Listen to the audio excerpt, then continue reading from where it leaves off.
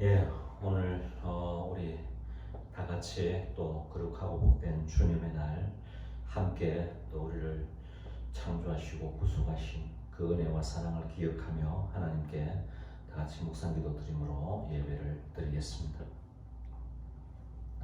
우리의 생사화복의 근원이 되시며 우리의 삶을 주관하시는 하나님, 여러 가지로 어려운 상황에서 또 주님의 은혜를 다시 한번 기억하고 오늘도 하나님 앞에 우리의 마음을 다하여 정성을 다하여 예배를 드립니다. 순서 가운데 함께 하시고 인도하시고 주님 영광 받으시는 귀한 예배 되도록 은혜를 베풀어 주옵소서. 예수님의 이름으로 기도드리옵나이다. 아멘. 다 같이 찬송 갑니다. 299장 함께 찬송합니다. 하나님 사랑은 온전한 참사랑 내 맘에 부어주시사 충만케 하소서. 내 주님 참사랑 햇빛과 같으니 그 사랑 내게 비추사 뜨겁게 하소서. 그 사랑 앞에는 풍파도 그치며 어두운 밤도 환하니 그 힘이 크도다. 하나님 사랑은 온전한 참사랑 내 맘과 영에 채우사 새 힘을 주소서.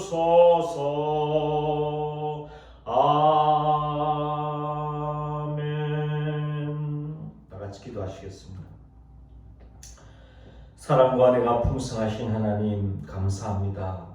지난 한 주간 동안도 하나님 은혜 가운데 저희들을 지켜주셨다가 또 거룩한 주님의 날에 함께 예배드리게 하심을 감사합니다. 하나님 아버지, 참 우리가 원치 않는 이러한 여러 가지 상황 속에서 또 코로나라고 하는 이 질병 때문에 함께 모여 예배드리지는 못하지만 또 있는 삶의 자리에서 우리의 마음을 다해 하나님께 예배를 드립니다.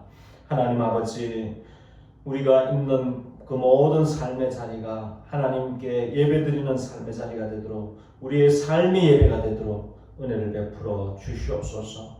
오늘도 아버지 하나님 말씀을 듣고 또 기도하며 찬송하며 모든 예배 순서 가운데 성령님께서 친히 운행하시고 인도하여 주시고 주님 영광 받으신 예배가 되도록 은혜를 베풀어 주시고 우리 문화선교교회에 속한 모든 가정들 우리 지체들 눈동자와 같이 지켜주시고 어느 곳에서 무엇을 하든지 늘 주님을 기억하고 하나님의 은혜와 사랑을 기억하고 믿음으로 날마다 승리하는 삶을 살도록 도와주시옵소서. 아버지 하나님은 살아계시며 아버지 우리 육신의 눈으로 보이지 않지만 언제 어디서 어느 곳에서든지 함께 하시고 인도하시는 분이심을 믿고 어느 곳에서 있든지 늘 주님과 동행하는 하나님 아버지 앞에서 고람되어의 삶을 살도록 주여 도와주시옵소서. 하나님 우리 문화선교회에 속한 우리 지체들 또 우리 학생들 우리 또 직장과 사업터 가정 하나님께서 다 지켜주시기를 원합니다. 코로나로 인해 여러 가지로 어려운 상황입니다. 하나님 이 모든 어려움들 잘 이겨내고 극복해낼 수 있도록 은혜를 베풀어 주시고 또 이 나라 이 민족 가운데 함께해 주셔서 이 모든 수고하는 손길들을 통해서 이 모든 질병들이 깨끗이 끝이 나고 모든 것이 정상적으로 돌아올 수 있도록 주여 인도하여 주시옵소서. 온 국민이 합심하여 이 어려움을 잘 이겨낼 수 있도록 주여 도와주시옵소서. 우리 위정자들, 지도자들 주님께서 붙들어 주시고 아버지 하나님 국민을 사랑하는 마음으로 또 이 나라 이 민족을 사랑하는 마음으로 있는 자리에서 최선의 그런 일들로 아버지 하나님을 참 의지하고 주님의 뜻을 살피며 아버지 하나님 이 나라를 잘 다스려 나가고 이끌어 나갈 수 있도록 주여 순간순간 지혜를 더하여 주시옵소서. 하나님 또 기도하옵기는 우리 한국교회를 주님 불쌍히 여기사 긍휼을 베풀어 주시옵소서. 이런 어려운 상황 속에서 이 세상에 더 빛이 밝게 비춰지는 그러한 교회들이 되도록, 빛의 역할, 소금의 역할 감당하는 교회들이 되도록 은혜를 베풀어 주시옵소서. 아버지 하나님께서 예수 그리스도를 통해서 우리를 구원하신 그 사랑, 그 영원한 사랑, 변함없는 사랑을 잊지 아니하고 그 사랑을 우리가 속한 사회에서 구석구석에서 나타내고 증거하고 드러내는 삶을 살도록 주여 도와 주시옵소서. 오늘도 하나님의 말씀 앞에 겸손히 마음의 무릎을 꿇습니다. 하나님의 뜻을 먼저 살피고 아버지 하나님께서 원하시고 기뻐하신 뜻이 무엇인지를 깨닫고 그 뜻대로 살아내는 저희 모든 그리스도인들이 다 되도록 인도하여 주시옵소서. 아버지 하나님, 오늘 하나님 말씀을 읽고 함께 나눌 때에 성령님께서 우리 가운데 영의 귀를 열어주시고 깨닫게 하시고 듣게 하시고 그들은 말씀을 우리 삶에서 실천해내며 믿음으로 승리할 수 있도록 주여 도와 주시옵소서. 시종을 주님께 의지하고 예수님의 이름으로 기도드리옵나이다. 아멘. 하늘에 계신 우리 아버지, 아버지의 이름을 거룩하게 하시며 아버지의 나라가 오게 하시며 아버지의 뜻이 하늘에서와 같이 땅에서도 이루어지게 하소서. 오늘 우리에게 일용할 양식을 주시고 우리가 우리에게 잘못한 사람을 용서하여 준 것 같이 우리 죄를 용서하여 주시고 우리를 시험에 빠지지 않게 하시고 악에서 구하소서. 나라와 권능과 영광이 영원히 아버지의 것입니다. 아멘. 예, 오늘 우리에게 주시는 하나님의 말씀입니다. 마가복음 8장, 다 같이 마가복음 8장을 다 찾으시고 같이 눈으로 따라 읽으시기 바랍니다. 마가복음 8장 1절부터 10절까지 말씀입니다. 꼭 말씀을 읽고 듣고 지키는 자가 복이 있다고 말씀했습니다. 그러니까 꼭 같이 눈으로 따라 읽으시길 바랍니다. 8장 1절부터 먼저 제가 봉독해 올리겠습니다. 그 무렵에 또 큰 무리가 있어 먹을 것이 없는지라 예수께서 제자들을 불러 이르시되 내가 무리를 불쌍히 여기노라. 그들이 나와 함께 있은지 이미 사흘이 지났으나 먹을 것이 없도다. 만일 내가 그들을 굶겨 집으로 보내면 길에서 기진하리라. 그 중에는 멀리서 온 사람들도 있느니라. 제자들이 대답하되 이 광야 어디서 떡을 얻어 이 사람들로 배 부르게 할 수 있으리까? 예수께서 물으시되 너희에게 떡 몇 개나 있느냐? 이르되 7이로소이다 하거늘 예수께서 무리를 명하여 땅에 앉게 하시고 떡 7개를 가지사 축사하시고 떼어 제자들에게 주어 나누어 주게 하시니 제자들이 무리에게 나누어 주더라. 또 작은 생선 2마리가 있는지라 이에 축복하시고 명하사 이것도 나누어 주게 하시니 배불리 먹고 남은 조각 7광주리를 거두었으며 사람은 약 4,000명이었더라. 예수께서 그들을 흩어 보내시고 곧 제자들과 함께 배에 오르사 달마누다 지방으로 가시니라. 아멘. 예수님 당시나 지금이나 항상 우리에게 필요한 것, 가장 중요한 것, 그것은 바로 먹고 사는 문제입니다. 어려운 시절에는 먹는 문제가 가장 심각한 문제였습니다. 굶어 죽는 일들이 있었으니까요. 지금도 세계적으로 보면 많은 이들이 굶어 죽어가는 그런 나라들이 있습니다. 그런 사람들이 많이 있습니다. 먹는 문제는 인간 역사의 가장 첫 번째 심각한 문제입니다. 좀 먹고 살게 되면 이제 그때부터 더 좋은 잠자리, 더 생활의 편리를 생각하게 됩니다. 그런데 이러한 가장 기본적인 생존권에 대한 문제가 해결이 안 되면 참 힘들어지게 됩니다. 그래서 오늘 어쩌면은 이 본문에 예수님이 인간의 가장 기본 욕구이면서 생존의 문제인 먹는 문제를 해결해 주시는 모습을 보게 됩니다. 앞서 6장에서 오병이어로 5,000명을 먹이신 이적이 나옵니다. 오늘 본문은 7개의 떡으로 4,000명을 먹이신 이 이적이 나옵니다. 앞부분에서 나눈 말씀은 제자들의 요청에 의한 이적임을 볼 수 있지만 오늘 본문은 예수님의 자발적인 연민에서 나온 이적이라 볼 수 있습니다. 예수님은 언제나 인생의 기본적인 욕구나 생존 문제에 대해서 외면하지 않는 것을 볼 수 있습니다. 예. 우리가 예수님을 믿으면은 이 생사 문제를 다 떠나서 초월적으로 뭔가 추상적인 뭔가 영원히 구원받으면은 뭔가 생존 문제하고 상관없는 것처럼 그렇게 생각하면 안 됩니다. 우리는 현실에 살고 있고 또 예수님 또한 그 현실 문제를 누구보다 잘 알고 개입해서 오늘 본문에 이 많은 무리들을 먹이시는 것을 보게 됩니다. 오늘 본문 1절부터입니다. 그 무렵에 또 큰 무리가 있어 먹을 것이 없는지라. 큰 무리가 있는데 먹을 것이 없다고 얘기를 합니다. 예. 그러면서 예수께서 제자들을 불러 이르시되 2절에 내가 무리를 불쌍히 여기노라. 그들이 나와 함께 있은지 이미 사흘이 지났으나 먹을 것이 없도다. 그렇게 말씀합니다. 예수님과 함께한 이 무리들 4천여 명이 3일 동안 예수님과 함께 있으면서 이제 먹을 것이 없는 상황에 처하게 됩니다. 굉장히 안타까운. 그래서 예수님이 보실 때에도 이 사람들, 이 무리들을 불쌍히 여기노라고 말씀합니다. 여러분들 먹을 것이 없어서 못 먹는 거하고 있는데도 불구하고 입맛이 없어서 못 먹는 거하고는 천지 차이입니다. 정말 먹을 것이 없어서 못 먹는 것은 정말 불쌍한 겁니다.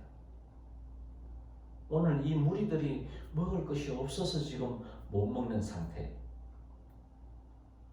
여러분들 여기서 우리가 한 가지 짚고 가야 될 것은 영적인 양식도 마찬가지입니다. 듣지 못해서 전해주는 사람이 없어서 복음을 들을 수가 없어서 세상에 아직까지도 그러한 복음이 전해지지 않는 곳이 있다면 얼마나 불쌍하겠습니까? 그런데 우리는 오늘 말씀의 홍수 시대에 살면서도 말씀을 먹지 않아서 영적으로 기갈한 상태에 있지는 않은지 우리는 한 번쯤은 돌아봐야 합니다. 그런데 오늘 이 본문에 영적인 걸 떠나서 먼저 먹는 문제로 예수님이 무리를 불쌍히 여기노라. 여기서 볼 수 있는 것은 하나님의 긍휼입니다. 아마도 여기 도시락을 싸온 사람들이 있었다고 하더라도 이미 다 떨어졌을 것으로 보입니다. 그들이 예수님을 따른 것에 대해 예수님은 외면하지 않은 것을 보여주고 있습니다. 3절입니다. 만일 내가 그들을 굶겨 집으로 보내면 길에서 기진하리라. 예. 그러면서 그 중에는 멀리서 온 사람들도 있느니라. 그렇게 말씀합니다. 예수님은 그들의 모든 형편과 사정을 다 알고 계신다는 것입니다. 4,000명의 이야기를 다 들었을 것 같지는 않았으리라 보여집니다. 그럼에도 예수님은 그들이 어디서 왔는지 멀리서 왔는지 어떤 사정인지 다 꿰뚫어보고 계신다는 것을 보여주고 있습니다. 그리고 그들이 그냥 돌아갔을 때 길에서 지쳐서 쓰러질 것을 알고 계셨습니다. 멀리서 온 사람들도 예수님은 다 알고 계셨던 것입니다. 4절입니다. 제자들이 대답하되 이 광야 어디서 떡을 얻어 이 사람들로 배부르게 할 수 있으리까? 지극히 현실적인 얘기를 합니다. 이 광야 어디서 떡을 얻어 이 사람들로 배부르게 할 수 있겠습니까? 현실적인 불가능을 고백하는 내용입니다. 인간으로서는 할 수 있는 일이 아님을 제자들이 호소하고 있습니다.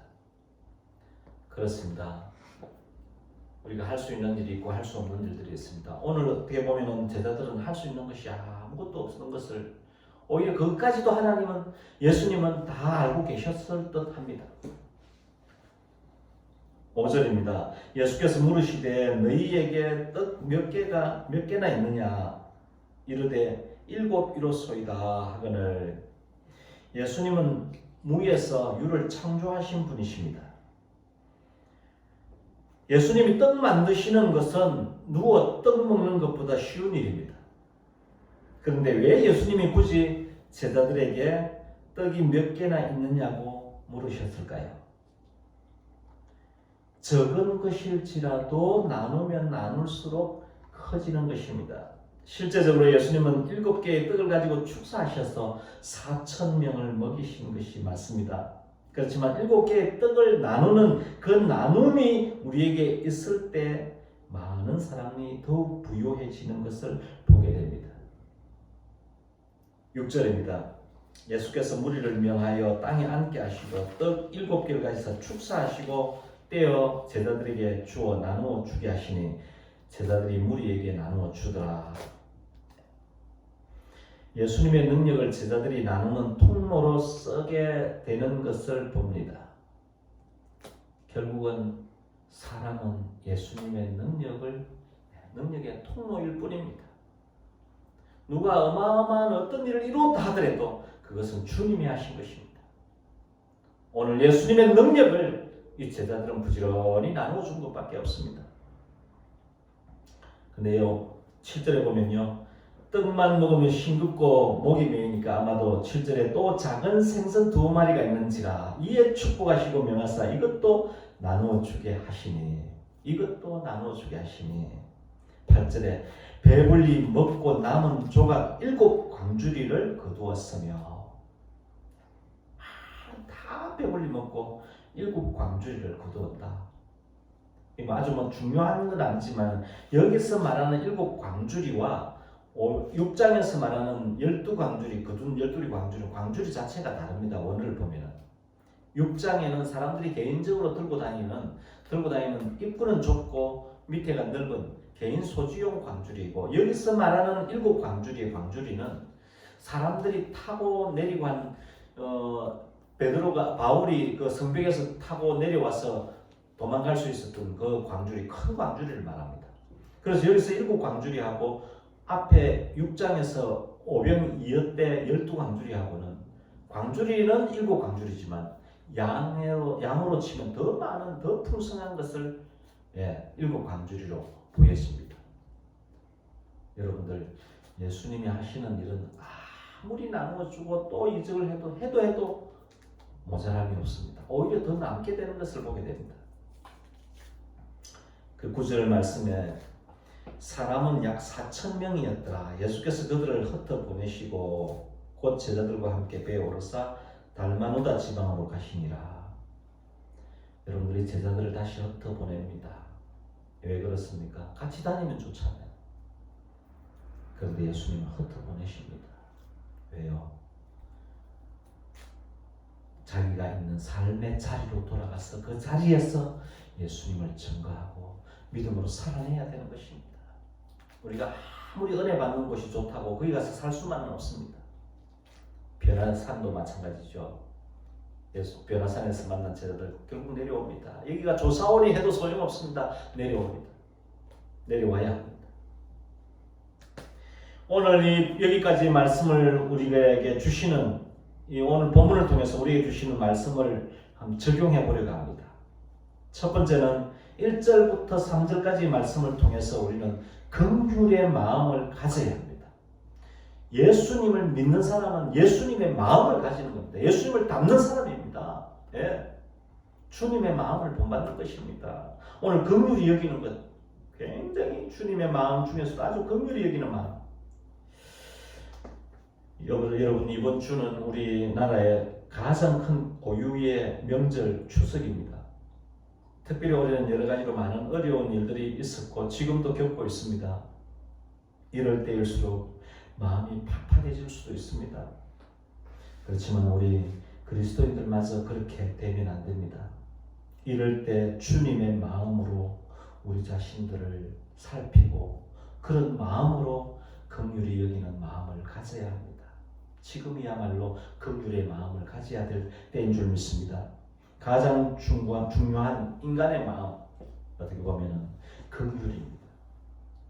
이 긍휼에 조금 더 이 풀이를 해보면 이 긍휼의 마음은 사람들의 형편과 사정을 누구보다 잘 아는 주님께서 그 사람들을 일일이 돌아보는 그런 마음, 다른 사람에 대한 관대한 마음이며 포용의 마음이며 또 용서의 마음이며 섬김의 마음이 바로 긍휼입니다. 이 긍휼의 마음은 시시비비를 따지지 않습니다. 그저 그 사람에 대한 연민입니다. 주님의 마음. 단순한 그냥 상대적인 동정이 아니라 주님은 그 사람 자체에 대한 사랑의 마음입니다. 긍휼의 마음, 긍휼의 마음, 사랑의 마음이며 포용의 마음, 용서의 마음, 섬김의 마음. 그래서 예수님이 오신 것은 섬김을 받으려 오신 것이 아니라 도리어 섬기려 하고 자기 목숨을 많은 사람의 대속물로 주려고 오셨다고 말씀하고 있습니다. 주님의 마음을 우리도 가져야 합니다. 이럴 때일수록 긍휼히 여기는 마음을 가져야 합니다. 우리 주위에 많은 어려움 당한 사람들이 있습니다.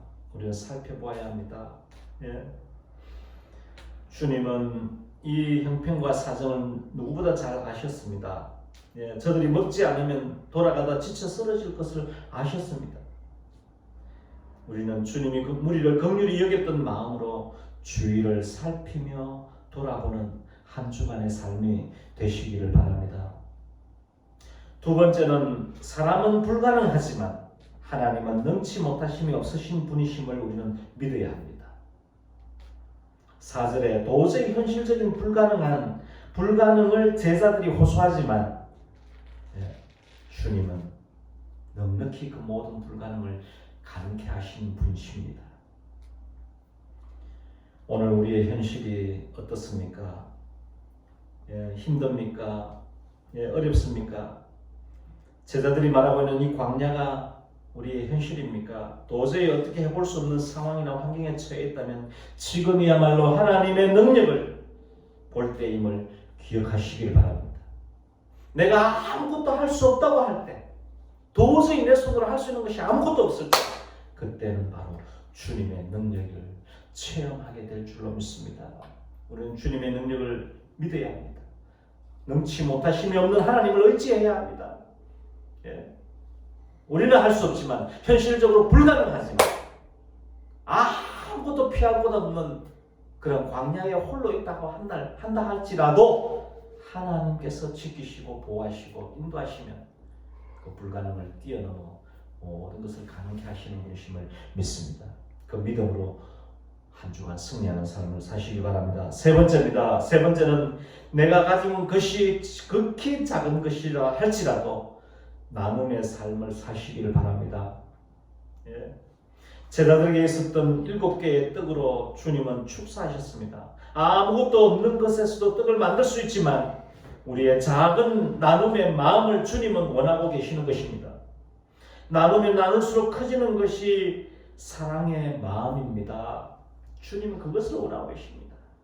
많은 것을 요구하는 것이 아니라 우리가 가지고 있는 적은 것, 떡, 보리떡, 5개, 7개, 작은 것, 그걸 주님은 원하고 계십니다. 그것을 나누기를 원하고 계십니다. 아주 가난하지만 3대가 사는 행복이 넘치는 가정이 있었습니다. 어느 명절날 시아버님이 아끼고 아낀 쌈짓돈으로 며느리를 조용히 부릅니다. 며느리를 불러서 없는 형편에 고생이 많다고 이번 명절에는 다른 데 쓰지 말고 너만을 위해 쓰라고 며느리에게 10만 원을 넣은 봉투를 건넵니다. 이 며느리는 너무너무 감격스러워서 시아버지의 사랑이 너무 고마워서 돌아 나오면서 눈물을 흘립니다. 저녁에 남편이 돌아옵니다. 하루 종일 일하고 지친 늘어진 어깨로 들어옵니다. 아내가 조용히 남편에게 얘기를 합니다.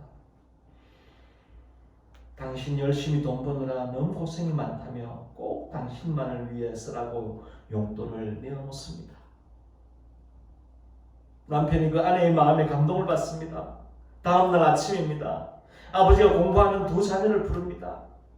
너희들 공부하느라 어려운 형편에 용돈도 제대로 못 줬는데 이번 추석에는 친구들이랑 영화도 보고 하라고 5만 원씩 나눠줍니다.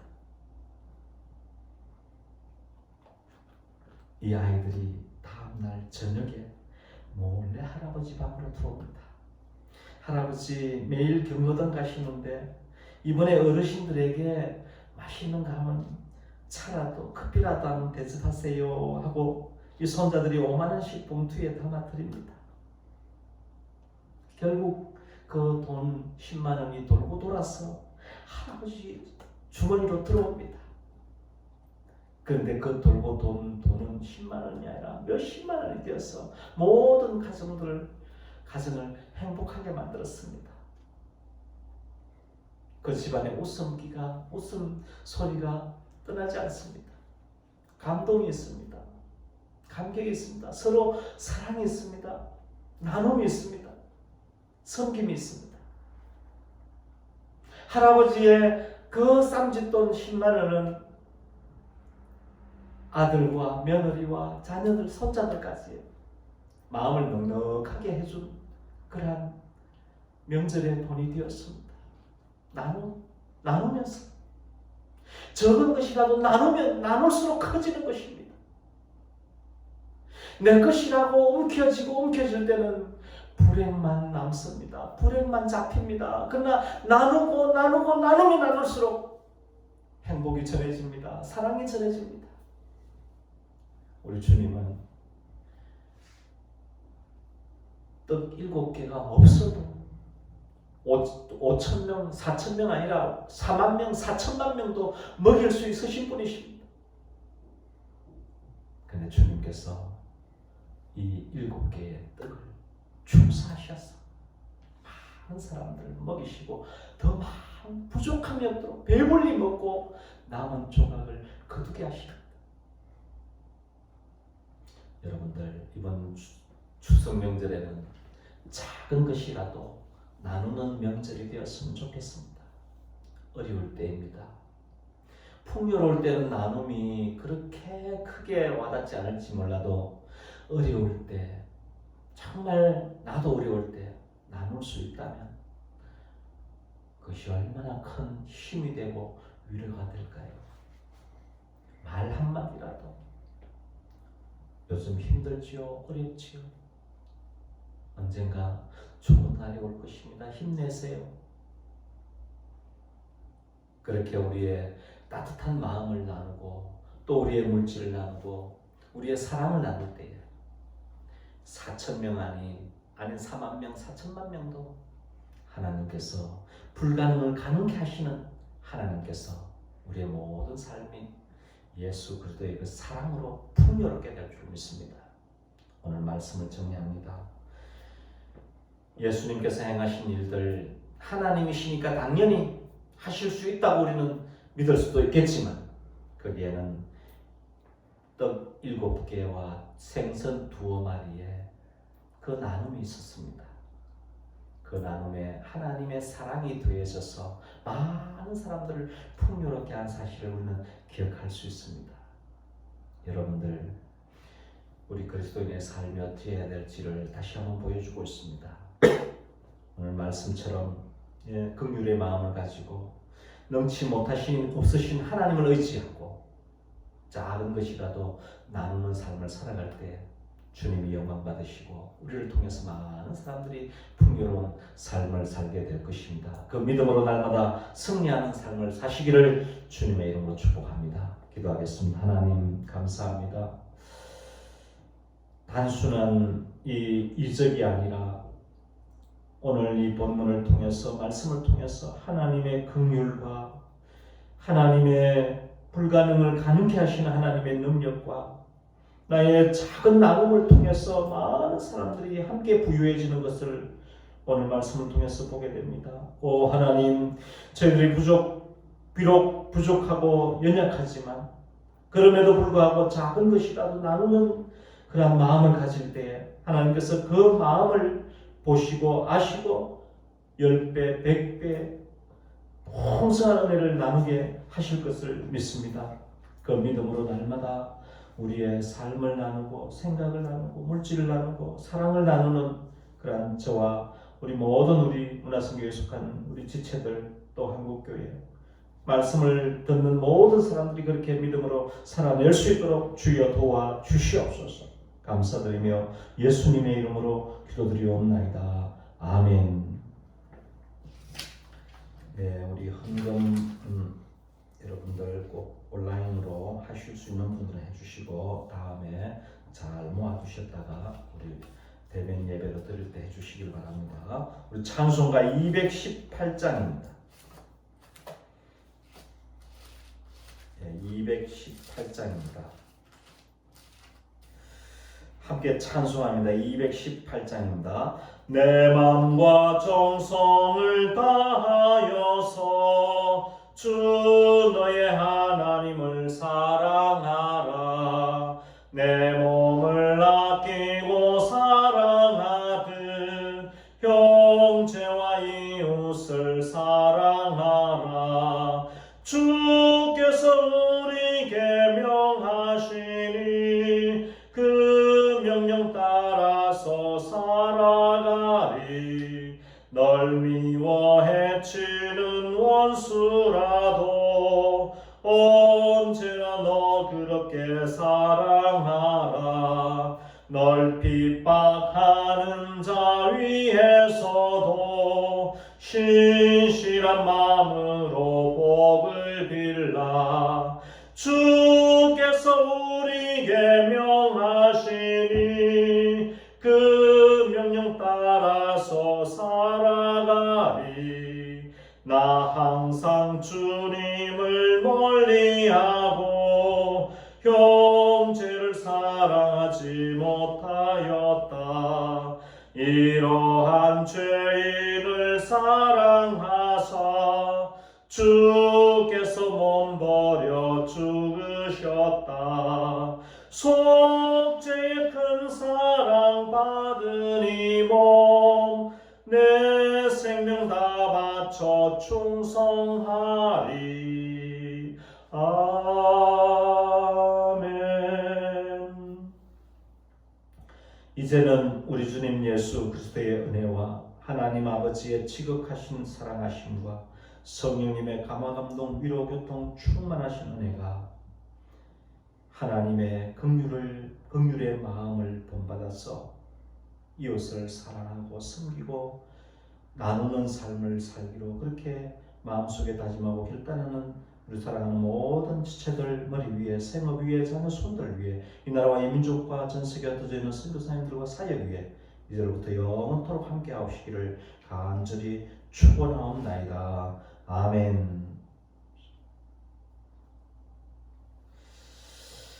예, 감사합니다. 예, 몇 가지 교회 소식을 알려드리겠습니다. 코로나로 인해 계속해서 주일 예배를 동영상 예배로 대신합니다.